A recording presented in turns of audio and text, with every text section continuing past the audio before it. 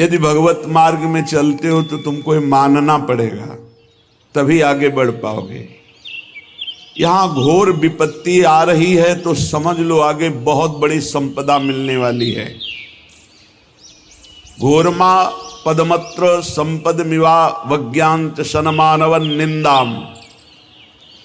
यदि इस मार्ग में तुम चल रहे हो, कदम कदम पे तुम्हें परेशानी आ रही, ये तो तुम्हें 100% मानना होगा कि जो ही तुम भगवत मार्ग में चलोगे सही ढंग से, दम्भ पाखंड नाटकबाजी में नहीं, मनोरंजन में नहीं, ये बात आएगी। सही कदम उठाओगे भगवत प्राप्ति के लिए तो सबसे पहली बात होगी तुम्हारा मन जलेगा, बिल्कुल पसंद नहीं करेगा। शास्त्र प्रमाणित बात है, यद तज्ञे विष्णु परिणामे अमृतोपमम। जिसकी शुरुआत विष जैसी लगे उसका परिणाम बड़ा अमृत जैसा लगेगा, विश्वास करो।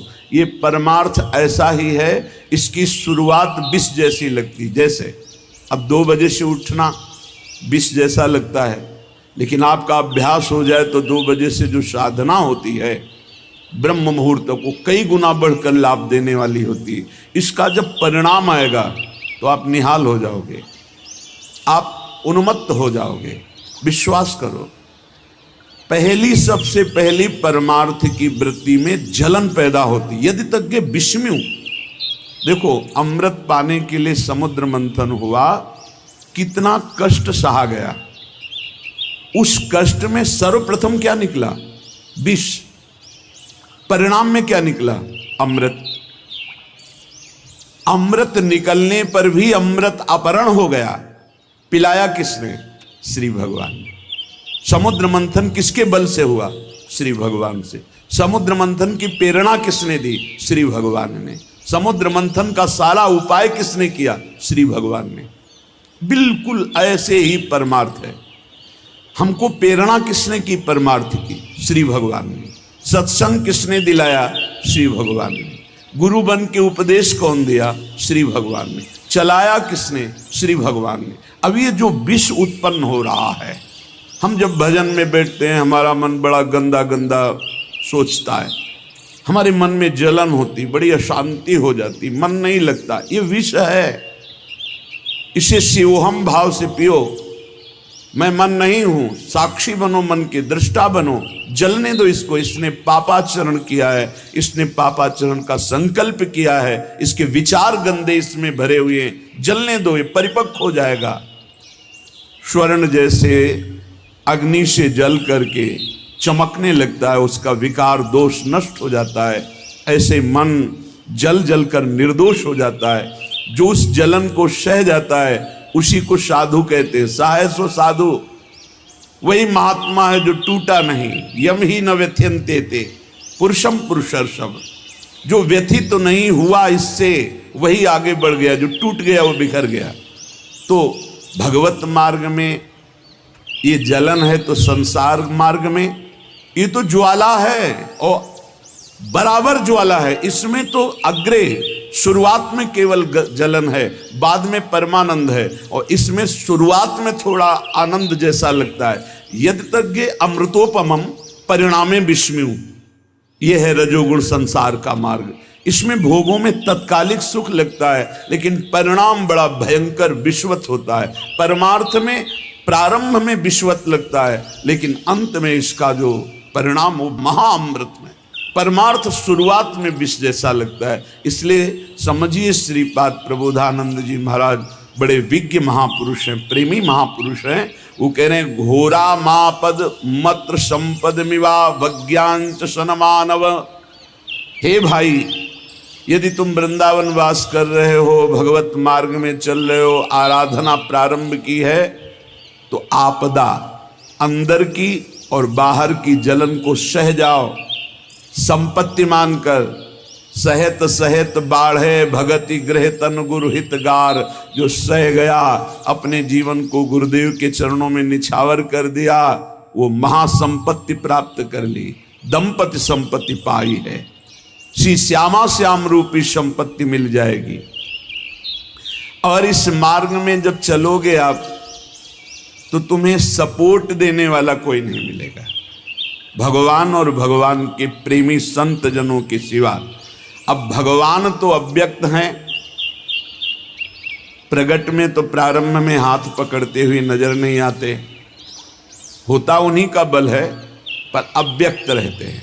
दूसरी बात, संत जन जो सहयोग करने वाले हैं, तो जिनमें सहयोग की सामर्थ्य होती है वो निरपेक्ष रहते हैं, और जिनमें सामर्थ्य नहीं होती उनके संग से हमारा साधन बिगड़ जाएगा। बड़ी समस्या है। इसीलिए कहा इस मार्ग में साथी कोई नहीं होता। आपको श्रवण करके, आपको शास्त्र के वाक्य पकड़ करके अपनी अनुभूतियों के बल पर इस मार्ग में चलना होगा। चल चला चल राह में अनुभूतियों का ले सहारा, कौन तेरा साथ देगा व्यर्थ में किसको पुकारा। एक गंगा किनारे एकांत स्थल में जब टिके हुए थे तो एक विक्षिप्त से ऐसे दिखाई दे रहे थे, उन्मत्त, ऐसा लग रहा था कि ये पागल हैं। खंडेर था वहां, कुछ समय तक रुके नींबुआ घाट के पहले। वो अचानक, वो विक्षिप्त नहीं थे, उन्मत्त नहीं थे, वो ब्रह्मानंद को पान किए हुए महापुरुष थे, पर वो आचार ऐसे कर रहे थे। दो प्रकार के महापुरुष होते, एक आचार्य कोटि के और एक अवधूत कोटि के, जिनको पहचानना बड़ा कठिन है। अवधूत कोटि के महापुरुष अपने को बालवत ऐसे रखते हैं, कोई जान ना पावे, तो ऐसे ही थे। वो जब पास बैठे तो उन्होंने करुणा करके उपदेश किया कि नई अवस्था है, परमार्थ में चल रहे हो, किसी का सहारा मत रखना, कोई सहारा देने वाला नहीं, अव्यक्त सत्ता केवल सहारा देगी बस। तो उन्होंने ये पद सुनाया था, हमें पूरा याद नहीं, बहुत सुंदर सुंदर शब्द थे, बस उसकी पहली पंक्ति याद। चल चला चल राह में अनुभूतियों का ले सहारा, कौन तेरा साथ देगा व्यर्थ में किसको पुकारा। चल चला चल राह में अपनी अनुभूतियों का सहारा, एक एक कदम में जो भगवत अनुभूति हो रही, जो उनकी कृपा हो रही, जो हमें संभाल रहे हैं, हमको उसका आदर करना, बार बार स्मरण करना है कि मेरे ऊपर हरिजू की, गुरु जी की अपार कृपा है।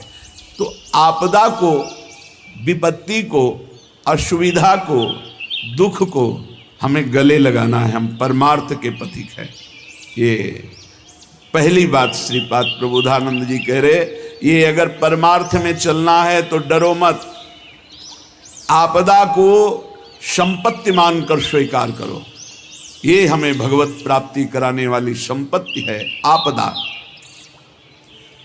और मिवाज्ञांच, तुम्हारी जो अवज्ञा करे, अवज्ञा, अवहेलना, उसको बड़ा सम्मान पूर्वक स्वीकार करो।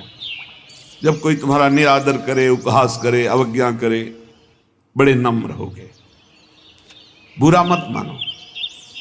तुम्हारी अवहेलना हो रही है तो तुम्हारे अहंकार पर चोट डाली जा रही, वो नष्ट होगा और परमार्थ प्रकाशित हो जाएगा। ये परमार्थ उल्टा मार्ग है। संसार सब कुछ करता है इस बात के लिए कि मेरा सम्मान हो, मेरी अवहेलना न हो, डरता है सब कोई। और साधु इस बात की आकांक्षा करता है कि अब देखें मेरा अपमान होगा तो मेरे हृदय में कितना दोष रह गया है, कितनी जलन होती है, कितनी अशांति होती है। यदि मुस्कुरा के सह गया तो भगवान की बड़ी अपार कृपा, उसने अवज्ञा की, अपमान किया, अवहेलना की और आप मुस्कुरा के निकल गए। यही तो परमार्थ के पथिक की उन्नति है, यही अध्यात्म की उन्नति है। श्रीपाद कह रहे हैं, सन्मानवन निंदाम, वो तुम्हारी निंदा कर रहा हो, तुम उसका सम्मान कर रहे हो। ये है परमार्थ के पथिक का हृदय। सामने वाला निंदा कर रहा, करत जे अनुसहन निंदक तिनहु पे अनुग्रह कियो, और आप उसका सम्मान कर रहे हैं। ये केवल लिखा हुआ है नहीं, महापुरुषों के जीवन में देखा गया। किसी मूढ़मती को कुछ रुपए देकर पूज्यपाद सिउड़िया बाबा जी के ऊपर प्रहार करने के लिए राजी किया गया। ईर्ष्या बहुत बड़ा शत्रु है। ये किसी के भी हृदय में स्फूर्ति हो सकती है मात्सर्यता की, ईर्ष्या की, जिसे भगवत प्राप्ति नहीं हुई, तो प्रायः ये बड़े बड़े साधकों में भी हो जाती है। तो पूज्य बाबा का वृंदावन में जय जयकार मची हुई थी। एक स्टेशन बन गया था कृष्णाश्रम, स्वामी अखंडानंद जी के सामने जो पटरी पड़ी वहीं स्टेशन, मतलब सहज में गाड़ी वहीं रुकती थी। ढेर खूब भक्तजन उतरते, रात दिन कहीं लीला हो रही, कहीं श्रीमद् भागवत हो रही, संतों के प्रवचन हो रहे। 12 महीना बाबा जब यहाँ रहते उत्सव मचा रहता। तो ईर्ष्या तो होती है कि सब सुना पड़ा है केवल उस एरिया में ही। तो बाबा का अपमान करने के लिए हाथरस के एक व्यक्ति को पैसा दिया गया। अब संसारिक आदमी जिसको संत महिमा नहीं ज्ञान है तो उसको लगा इतने रुपए, वो तो प्रलोभित हो गया। बस तुम्हें जाना है और सीधे। अब वहाँ कोई अंगरक्षक नहीं, वहाँ कोई अस्त्र शस्त्रधारी नहीं, संतों के तो गिरधारी ही अंगरक्षक हैं, पर लीला बिहारी हैं वो। ऐसे ही बाबा शांत मुद्रा में बैठे हैं, भगवत चर्चा दूसरे कर रहे हैं। वो प्रणाम की मुद्रा में गया, एकदम चाकू निकाला, ऐसे मारा नाक में बाबा की, इतनी लग पाई। पार्श्व में जो पंखा कर रहे थे वो संभले संभले पकड़ा, फिर भी चावल भर लगे। देखो अवज्ञा और अपमान करने वाले के प्रति महापुरुष की कैसी भावना। बाबा तत्काल होश में आए। एक आदमी ने इससे नाक बंद की क्योंकि खून निकल रहा था। बाबा ने पहले उस आदमी के कोई नहीं बोलेगा, उसको पकड़ के गुफा में ले गए। नीचे है जो दर्शन किए होंगे, बहुत सुंदर परमाणु है वहाँ ब्रह्मबोध के, क्योंकि जब बैठे तो अनुभव हुआ। बाबा ने वहाँ जा कर के बैठ कर कहा गरम दूध लाओ इसको, जबकि उसने प्रहार किया है। देखो प्रहार करने वाले के प्रति महापुरुषों का कैसा स्वभाव और बर्ताव, तनिक भी क्रोधित नहीं। दूध पिलाया मीठा, कहा भैया ऐसी क्या त्रुटि हुई कि आपको प्रहार करना पड़ा? हमसे कोई त्रुटि हो गई क्या? आपके प्रति कोई अपराध बन गया क्या? रो पड़ा।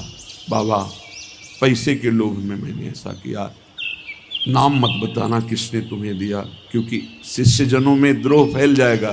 तो बाबा ने तुरंत कहा नाम मत बताना जिसको तुमने मतलब पैसे दे के तुम्हें जिसने प्रेरित किया। भैया तुम कभी अब दोबारा ऐसा कार्य मत करना।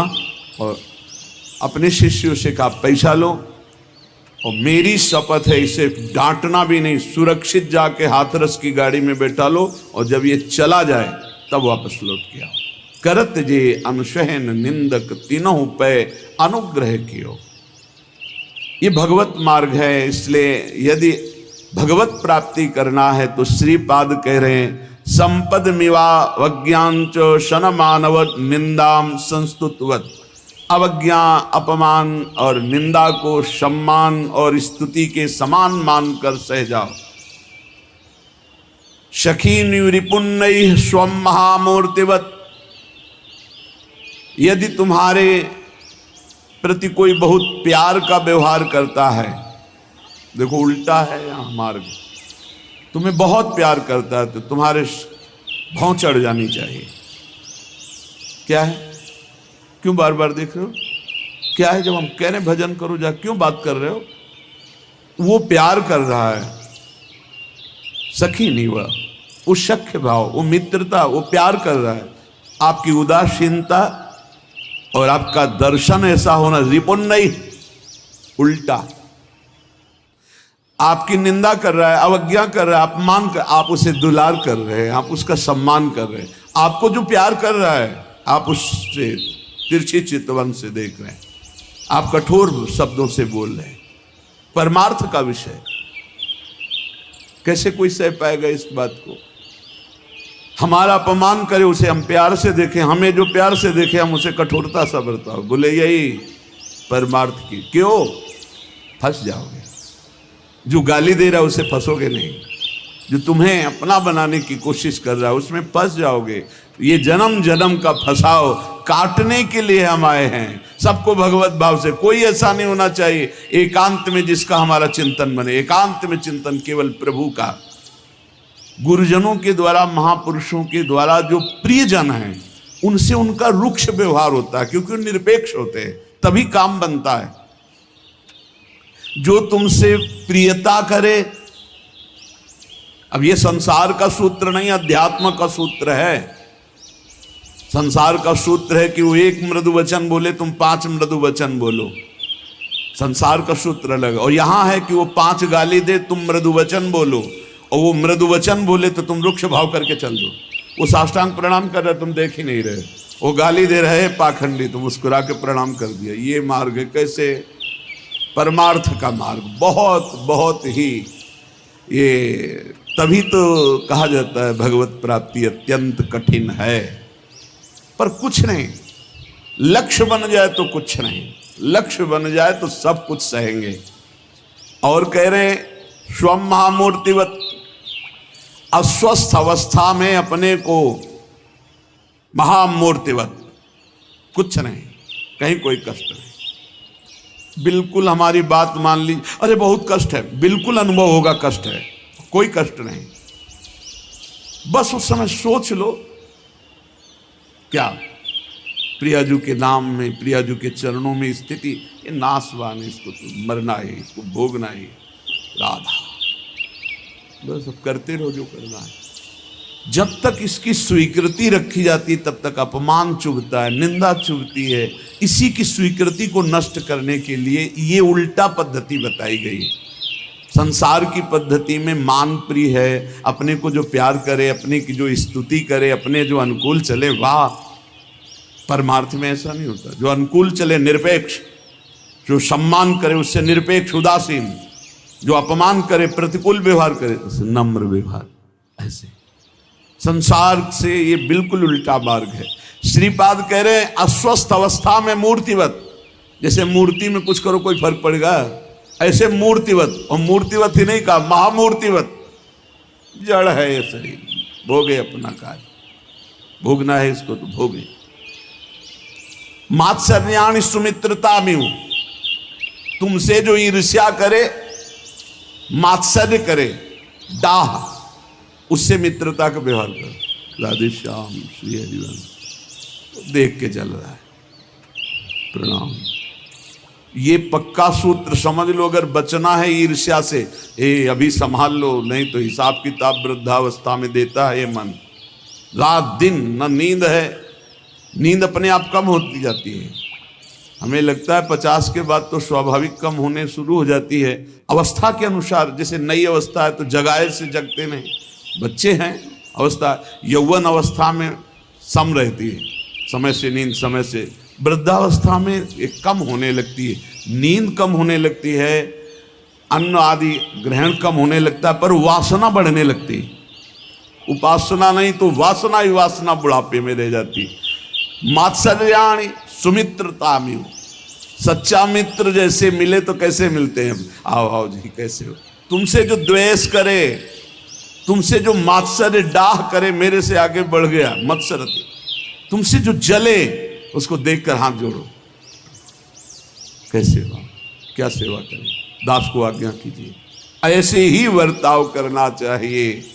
जब कभी किसी द्वेष करने वाले भगवत स्वरूप को सामने देखा तो तत्काल अंदर से भगवत भाव, सावधान, इनमें प्रभु विराजमान है, दोष दृष्टि ना होने पावे। वांछा कल्पतरुभ्यश्च कृपा सिंधुभ्येव च पतितानां पावनेभ्यो वैष्णवेभ्यो नमो नमः। तत्काल श्लोक पढ़ा और उनके चरणों में भाव से मस्तक प्रण रखा।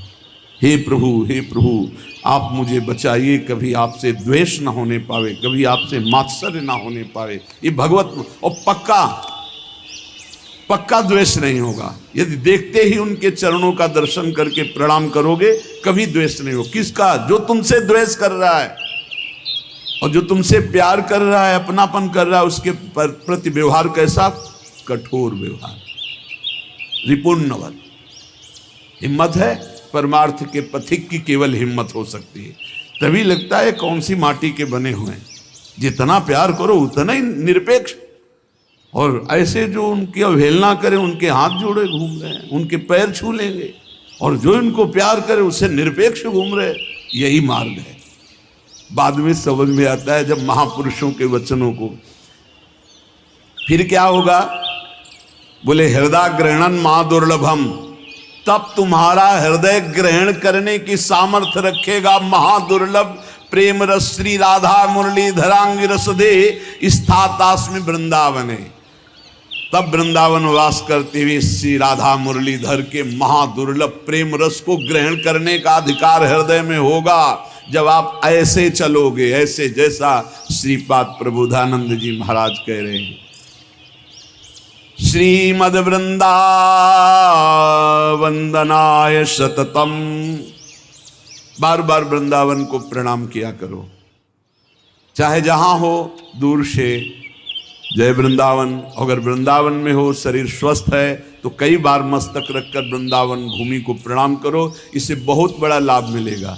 जैसे हम प्रणाम करते हैं, रज मस्तक पे लगता है, जितने कण झरते हैं ये सब पाप नष्ट होते हैं, हमारे मलिन भाग्य मिटते हैं।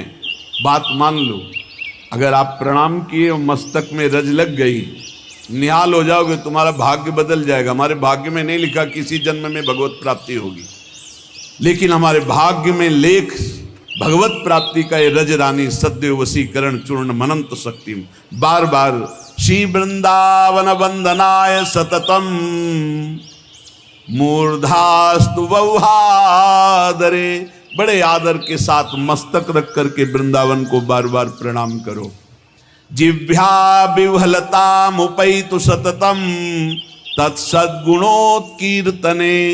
वाणी से बार बार जय वृंदावन, प्राण वृंदावन, सर्वस्व वृंदावन, वृंदावन वृंदावन, और वृंदावन की महिमा का गान।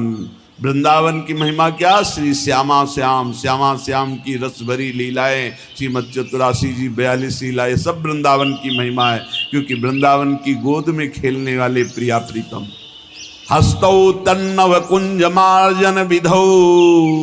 हाथ के द्वारा वृंदावन में सोहनी लगाना, कहीं भी साफ कर देना, ये जरूर करो। आप सबसे प्रार्थना है, ये बड़े बड़े सिद्धों की गुप्त रीतियां हैं।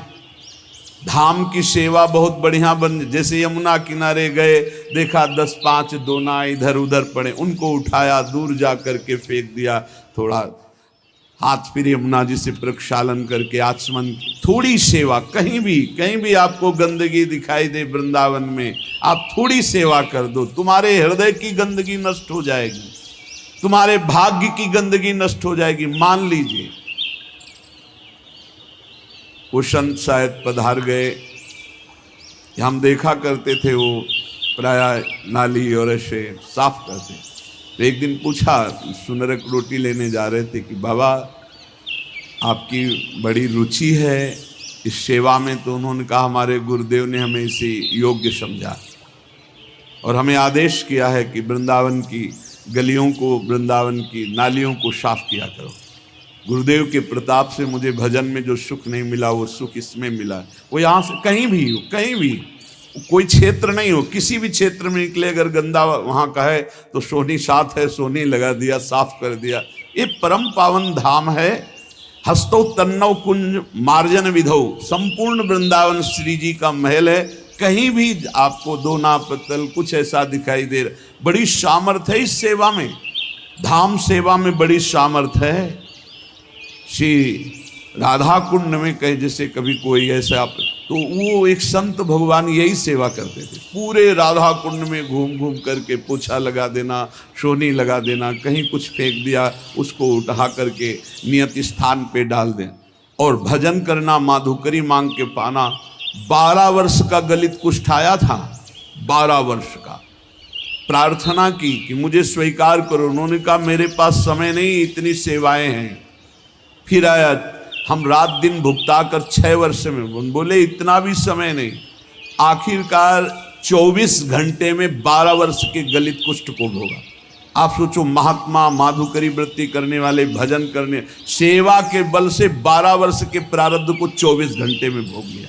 ऐसे ही बड़े बड़े प्रारब्धों का क्षय हो जाता है जब यहाँ आए आप ऐसे उद्दंडता पूर्वक व्यवहार किए, कहीं लघु शंका कर दिए, कहीं पान मसाला खा के थूक दिए, कहीं भी दोना पत्थर। अरे ये कोई शहर है?